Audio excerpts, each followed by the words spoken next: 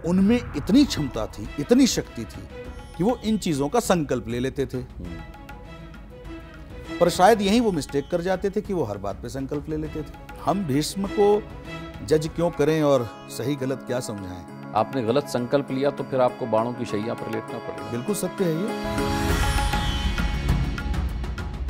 भीष्म पितामह एक दूसरा ऐसा चरित्र है जिनकी भूमिका को लेकर के संशय भी उत्पन्न होता है कि वो क्या न्याय संगत रहे अपनी भूमिका में, क्या वो अपनी उम्र अपनी वरिष्ठता के बीच सामंजस्य बिठा पाए, या फिर जैसे कहते हैं कि अगर घर परिवार के लड़के लड़ रहे हैं तो बड़े बुजुर्ग भी आकर के लाठी डंडे लेकर के चले आए, तीर कमान लेकर के चले आए। भीष्म पितामह की भूमिका को क्या कहाँ रखेंगे आप?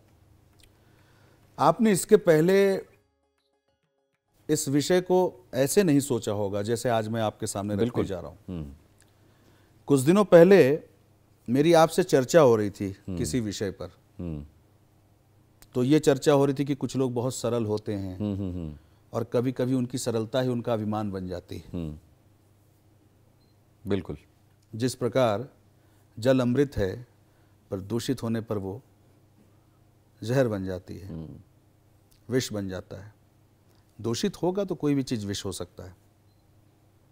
तो इसको यहां से देखें। भीष्म पितामह में भी कहीं कोई अवगुण आज तक दिखा नहीं, कोई दुराचार, कोई अधर्म दिखा नहीं। क्यों? कि वो शुरुआत से ही संकल्पबद्ध थे कि मैं अपनी जिम्मेदारियों का, अपने दायित्वों का निर्वहन करूंगा। और उनमें इतनी क्षमता थी, इतनी शक्ति थी कि वो इन चीजों का संकल्प ले लेते थे। पर शायद यही वो मिस्टेक कर जाते थे कि वो हर बात पे संकल्प ले लेते थे। बाद में एहसास होता था कि ये संकल्प ले तो लिया, अब निभाना तो पड़ेगा, पर संकल्प गलत ले लिया। जैसे उन्होंने संकल्प लिया था, उन्होंने वचन दिया था कि मैं कुरुवंश का सदा ही सलाहकार बना रहूंगा और जो भी कुरुवंश का राजा होगा मैं उसके प्रति वफादार रहूंगा, जिम्मेदार रहूंगा, दायित्वान रहूंगा। तो यहां पर तो संकल्प अच्छी चीज है, आपने ले ली, पर यह संकल्प आपने आज ले ली, कल आपको पता नहीं कि वो अधर्मी है कि वो धर्मी है, आप जिसका पक्ष ले रहे हैं। इसलिए उनको सारी जिंदगी पांडवों और कौरवों की उम्र के हिसाब से इनके समय काल में उनको पूरा सहयोग कौरवों को करना पड़ा, ये जानते हुए कि वो गलत थे।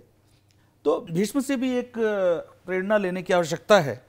हम भीष्म को जज क्यों करें और सही गलत क्या समझाएं? भीष्म से तो हम ये देखें कि क्या किसी मनुष्य में उसकी संकल्प शक्ति इतनी मजबूत हो सकती है, इतनी तीव्र हो सकती है, इतनी दृढ़ हो सकती है। अगर हम उसका 1% भी अपने जीवन में धारण कर लें संकल्प, पर साथ ही साथ इस बात को भी धारण करें कि जो गलती उन्होंने की वो हम दोहराएं ना। इससे एक बहुत बड़ा संदेश जी के सर ये भी जाता है कि अगर आपने गलत संकल्प लिया तो फिर आपको बाणों की शैया पर लेटना पड़ेगा। बिल्कुल सत्य है ये, और ये प्रमाणित हो गया। उनको उनके दायित्व के लिए और संकल्पबद्धता के लिए आज हम कितने आदर से बात कर रहे हैं, पर उनको उनके किए गए गलत संकल्पों के आधार पर जो व्यक्तिगत रूप से उनको कष्ट भोगना पड़ा या दुर्भाग्य भोगना पड़ा, उन्होंने भोगा। बिल्कुल इस बात को मानना चाहिए। संकल्प लें तो सोच के लें क्या ले रहे हैं, क्योंकि जब आप संकल्प लेते हैं तो संकल्प, अब ये देखिए, ये बहुत ही गहरी बात है, ये कृष्ण ने समझाई है। संकल्प जब आप लें तो कर्तव्य परायणता की लें। संकल्प लेके आप परमेश्वर और प्रकृति से ऊपर जब हो जाते हैं, जब आप हठ पे आ जाते हैं, तो संकल्प हठ कब बन जाता है आपको पता नहीं चलता। संकल्प धर्म पे आधारित होना चाहिए।